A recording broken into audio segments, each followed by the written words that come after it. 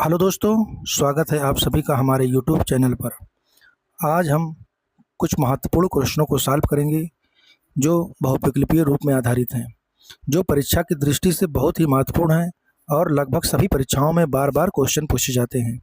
चलिए बिना समय गंवाए हम पहले प्रश्न से शुरुआत करते हैं। चलिए पहला प्रश्न ये रहा। पहला क्वेश्चन है, राष्ट्रवाद का प्रारंभ सर्वप्रथम किस देश से हुआ था? A Germany, B Italy, C France और डी इंग्लैंड। तो जो राष्ट्रवाद का सर्वप्रथम उदय फ्रांस से हुआ था, इसलिए सी वाला आंसर सही होगा। चलिए अगले क्वेश्चन को देखते हैं। क्वेश्चन नंबर हेलो दोस्तों, आपका हमारे YouTube channel learning with knowledge में स्वागत है।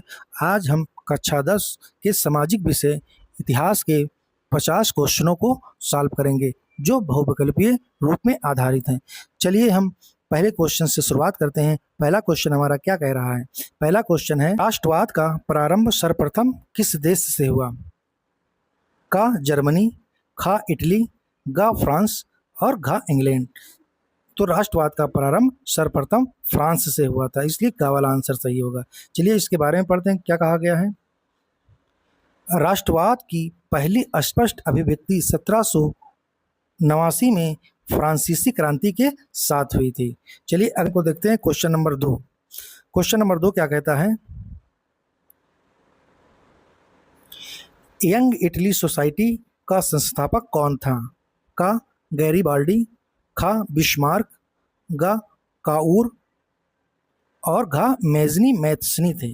तो यंग इटली सोसाइटी के संस्थापक मेजनी मैथ्सनी थे, इसलिए घा वाला आंसर सही होगा।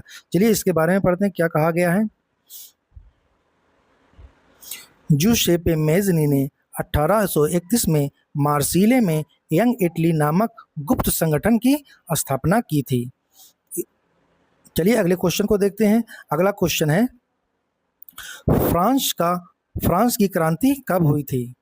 का 1788 ईस्वी में, खा 1789 ईस्वी में, गा 1790 ईस्वी में और घा 1787 ईस्वी में। तो फ्रांस की क्रांति 1789 ईस्वी में हुई थी, इसलिए खा वाला आंसर सही होगा। चलिए अगले क्वेश्चन को देखते हैं। चलिए इसके बारे में पढ़ लेते हैं। फ्रांसीसी क्रांति 5 मई 1789 को शुरू हुई थी, जिसने निरंकुश राजतंत्र को समाप्त कर दिया था। चलिए अगली क्वेश्चन को देखते हैं। Question number 4। क्वेश्चन नंबर 4 क्या कहता है? जर्मनी के एकीकरण में मुख्य भूमिका किसकी थी? का ऑटो वान बिस्मार्क की, खा विलियम प्रथम की, गा हिटलर की या घा मेजनी की। तो जर्मनी के एकीकरण में मुख्य भूमिका ऑटो वान बिस्मार्क की थी, का वाला आंसर सही होगा। चलिए इसके बारे में पढ़ लेते हैं, क्या कहा गया है। प्रशा के चांसलर ऑटो वान बिस्मार्क को जर्मनी के एकीकरण का जनक माना जाता है। चलिए क्वेश्चन नंबर हम 5 को देखते हैं। क्वेश्चन नंबर 5 क्या कहता है? क्वेश्चन नंबर 5 है, नेपोलियन का संबंध किस देश से था? का जर्मनी देश से, खा इटली देश से, गा फ्रांस से और घा इंग्लैंड से। तो जो नेपोलियन थे वो फ्रांस के रहने वाले थे, इसलिए गा वाला आंसर सही होगा। चलिए इनके बारे में पढ़ लेते हैं कि नेपोलियन कौन थे। नेपोलियन बोनापार्ट फ्रांस का एक महान सेनापति और सम्राट था। चलिए अगले क्वेश्चन को देखते हैं। Question number 6। क्वेश्चन नंबर 6 क्या कहता है? इटली का एकीकरण किसके नेतृत्व में किया गया? का जूसेपे गैरीबाल्डी, खा ऑटो वान बिस्मार्क, गा नेपोलियन और घा विलियम प्रथम। तो इटली का एकीकरण जूसेपे गैरीबाल्डी के नेतृत्व में किया गया था, इसलिए का वाला आंसर सही होगा। चलिए इसके बारे में पढ़ लेते हैं, क्या कहा गया है।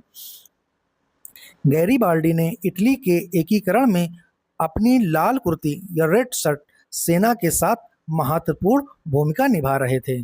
चलिए अगले क्वेश्चन को देखते हैं। अगला क्वेश्चन क्या कहता है? अगला क्वेश्चन है, नेपोलियन की संहिता सिविल कोड का निर्माण किस वर्ष हुआ था? का 1789 ईस्वी में, खा 1804 ईस्वी में, गा 1815 ईस्वी में और घा 1830 ईस्वी में। जो नेपोलियन की संहिता थी वो 1804 ईस्वी में बनी थी, इसलिए खा वाला आंसर सही होगा। चलिए इसके बारे में पढ़ लेते हैं क्या कहा गया है।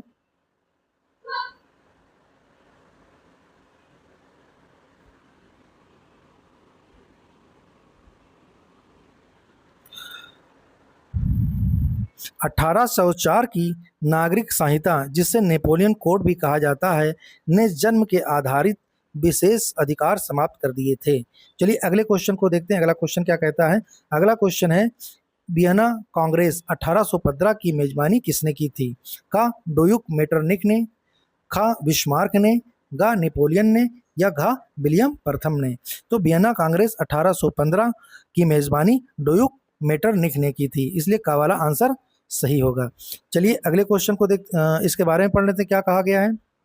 ऑस्ट्रेलिया के चांसलर डुयूक मेटरनिक ने 1815 की वियना कांग्रेस की मेजबानी की थी। चलिए क्वेश्चन नंबर 9 को देखते हैं। किसने कहा था कि जब फ्रांस सीखता है तो बाकी यूरोप को सर्दी जुकाम हो जाता है। ए मेजनी ने, बी मेटरनिक ने, सी बिस्मार्क ने और डी रूसो ने। तो मेटरनिक ने ही कहा था कि जब फ्रांस सीखता है तो बाकी यूरोप को सर्दी जुकाम हो जाता है, इसलिए खा वाला आंसर सही होगा। चलिए इसके बारे में पढ़ लेते हैं क्या कहा गया है। यह एक प्रसिद्ध कथन ऑस्ट्रिया के चांसलर मेटरनिक का है, जो फ्रांस की क्रांतिकारी लहर के प्रभाव को दर्शाता है। लेते हैं क्वेश्चन नंबर 10। पर्सा के राजा विलियम प्रथम को जर्मनी का सम्राट कब घोषित किया गया था। का जनवरी 1871 में, खा मार्च 1871 में, गा जनवरी 1875 में, घा अगस्त 1880 में। तो इन्हें सम्राट 1871 जनवरी के 1871 में घोषित किया गया था, इसलिए का वाला आंसर सही होगा। चलिए इसके बारे में पढ़ते हैं। वर्साई में हुए एक समारोह में जनवरी 1871 में विलियम प्रथम को एकीकृत जर्मनी का सम्राट घोषित किया गया था। चलिए देखते हैं क्वेश्चन नंबर 11। महात्मा गांधी दक्षिण अफ्रीका से कब भारत लौटे। का 1914 में, खा 1915 ईस्वी में, गा 1916 ईस्वी में और घा 1919 ईस्वी में। तो गांधी जी दक्षिण अफ्रीका से भारत 1915 ईस्वी में लौटे थे, इसलिए घा वाला आंसर सही होगा। चलिए इसके बारे में पढ़ लेते हैं। गांधी जी जनवरी 1915 में दक्षिण अफ्रीका से अस्थायी रूप से भारत को लौट आए थे। चलिए अगले क्वेश्चन को देखते हैं। Question number 12। क्वेश्चन नंबर 12 क्या कहता है। समन्वय अवज्ञा आंदोलन में महात्मा गांधी ने नमक को अत्यधिक महत्व क्यों दिया। का नमक का प्रयोग अमीर गरीब सभी करते हैं। घा या भोजन का अभिन्न हिस्सा था। गा नमक पर सरकार का एकाधिकार था। या उपरोक्त सभी। तो यह सभी कथन सत्य थे, इसलिए उपरोक्त सभी आंसर सही होगा, खा वाला आंसर सही होगा। चलिए इसके बारे में पढ़ लेते हैं। इसके बारे में क्या कहा गया है। नमक एक ऐसी वस्तु थी जिसका उपयोग समाज का हर वर्ग करता था, इसलिए गांधी जी ने इसे राष्ट्रीय आंदोलन का साझा प्रतीक बनाया। चलिए अगले क्वेश्चन को देखते हैं। अगला क्वेश्चन क्या कहता है। अगला क्वेश्चन है क्वेश्चन नंबर 13। जालियांवाला बाग हत्याकांड किस तिथि को हुआ था। का 13 अप्रैल 1919 को, खा 10 अप्रैल 1919 को, गा 20 अप्रैल 1919 को, घा 15 अप्रैल 1919 को। तो जालियांवाला बाग का हत्याकांड 13 अप्रैल 1919 को हुआ था, इसलिए का वाला आंसर सही होगा। चलिए इसके बारे में पढ़ लेते हैं क्या कहा गया है। अमृतसर के जालियांवाला बाग में बैसाखी के दिन जनरल डायर ने शांतिपूर्ण भीड़ पर गोलियां चलवाई थी। चलिए अगले क्वेश्चन को देखते हैं। Question number 14। क्वेश्चन नंबर 14 क्या कहता है। असहाय आंदोलन का मुख्य कारण क्या था। का रॉलेट एक्ट, खा प्रथम विश्व युद्ध, गा खिलाफत आंदोलन या घा चोरी चोरी कांड। तो असहयोग आंदोलन का मुख्य कारण रॉलेट एक्ट था, इसलिए का वाला आंसर सही होगा। चलिए इसके बारे में पढ़ लेते हैं क्या कहा गया है।